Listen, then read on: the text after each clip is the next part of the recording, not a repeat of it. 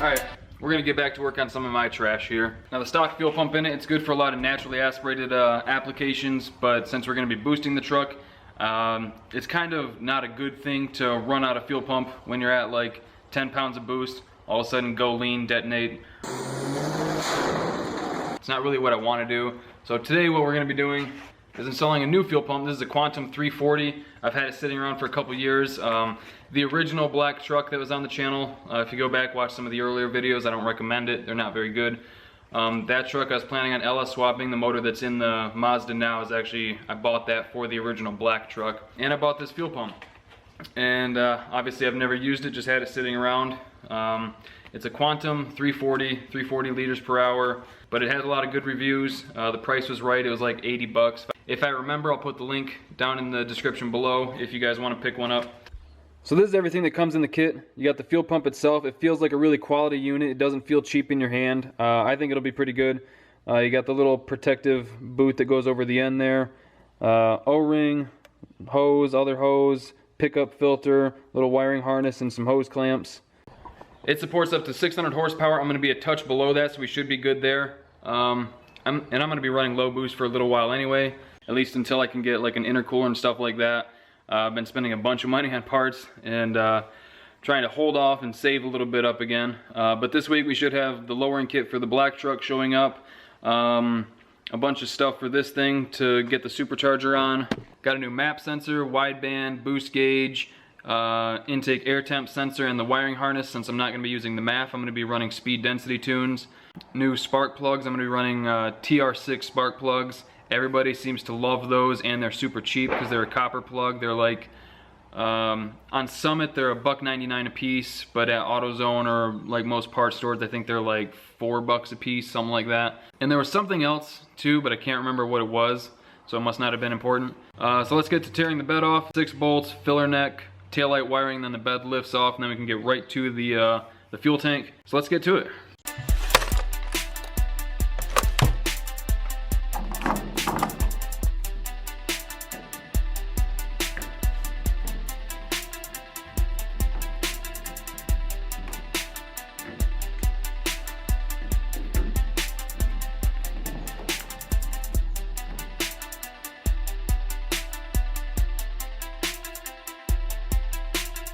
So before starting on this today, I looked into it a little bit so that I could have a little bit of an idea what I was doing, and everybody said that it was 6 bolts.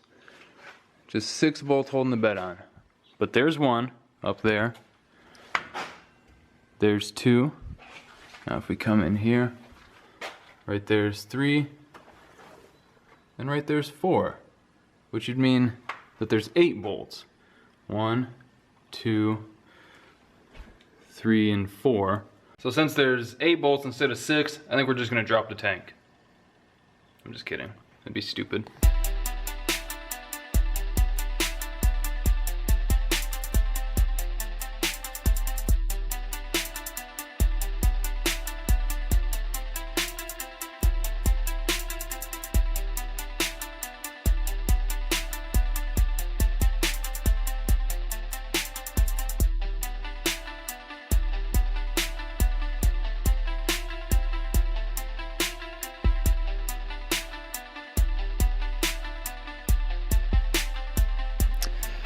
Well, there's always one. We got 7 of the bolts out. There's one that it's like I think the nut broke off inside, so the whole thing's just spinning now. But the filler neck came apart super easy. All it has to do is just slide out when we lift the bed. The wiring was way easier than I expected because I didn't know that these have like a mating plug in there that everything just plugs into. I'll just show you. Yeah, right here's like the main plug box. This is just the wiring going to it, I'm assuming to power it for everything. And then this is the left brake light and turn signal and all that stuff. Here's the right, and then this is stuff to the plate. So this will stay with the bumper, this will stay with the frame, and then those can go up with the bed. Everything else looks super super easy. These are like some stupid LED looking lights that he has under here, right in there, which honestly I might just cut those. I think they're pretty stupid, especially in a situation like this. I don't know how do they just pop in?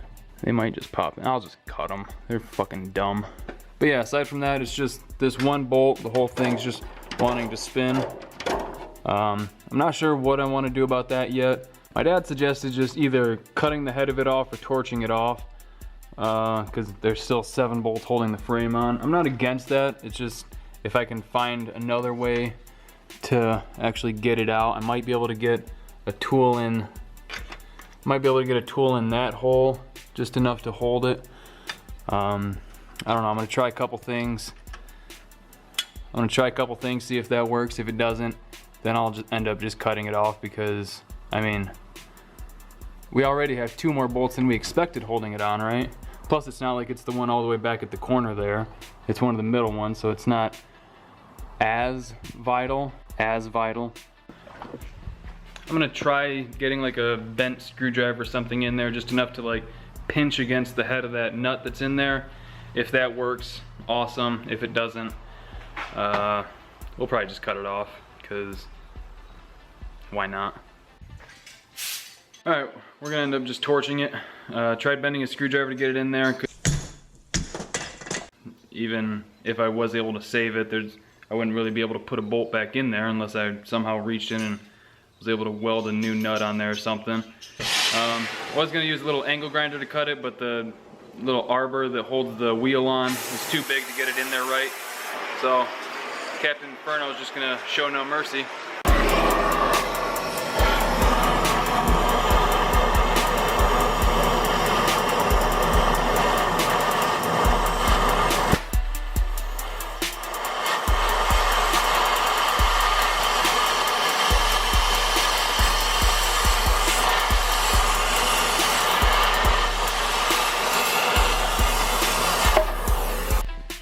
And that's it. Like a 30-second job to do what I spent 5 minutes on.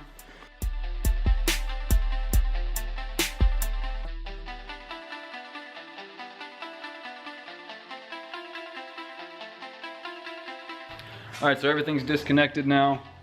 All I gotta do is just lift the bed off. Just barely missed that.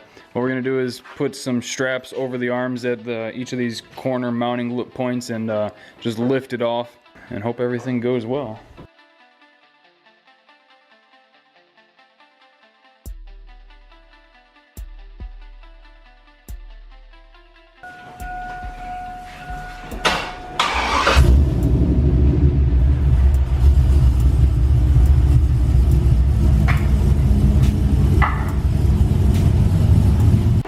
There she is.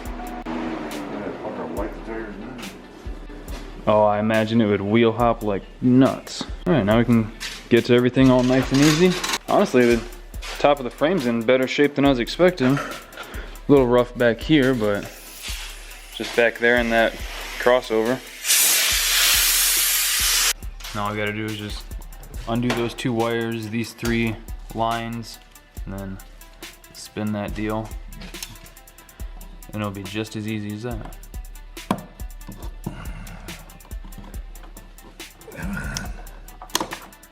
I know one of these is gonna have pressure.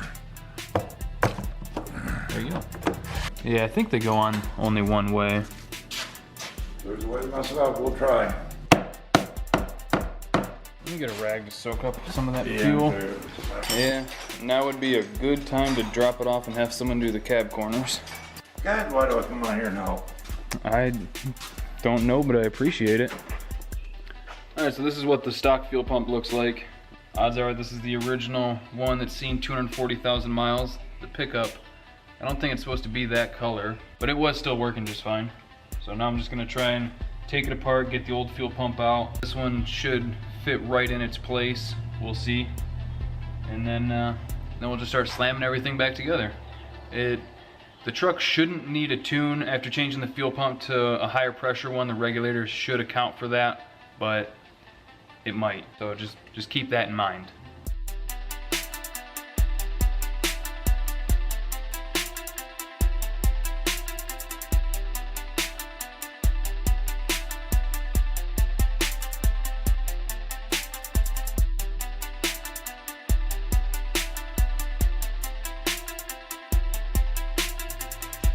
I wasn't able to learn anything about the pump because my phone won't load any pages here. I get no service here. But I got the new one all together. It's ready to go in. I did have to modify the bottoms for the pickup, but it's all set now.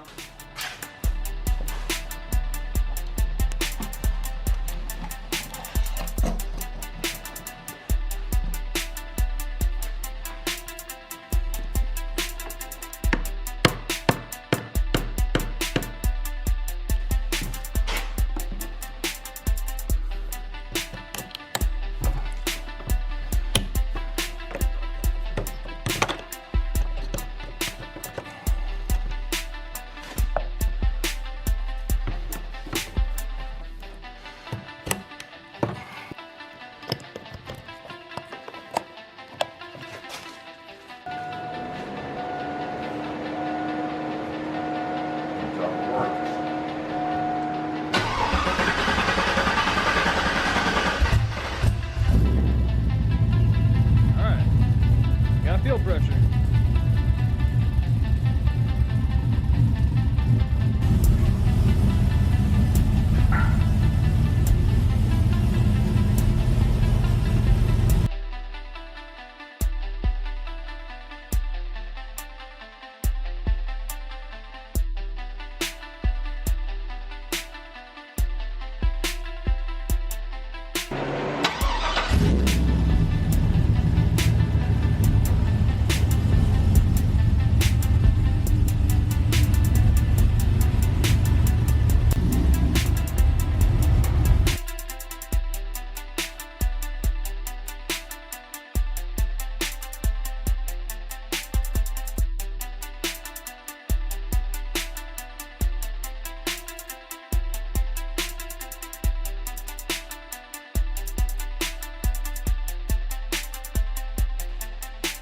Well, that's all it takes, just a couple hours and some basic hand tools. If you don't have a lift, just con your buddy into helping you lift the bed off the truck.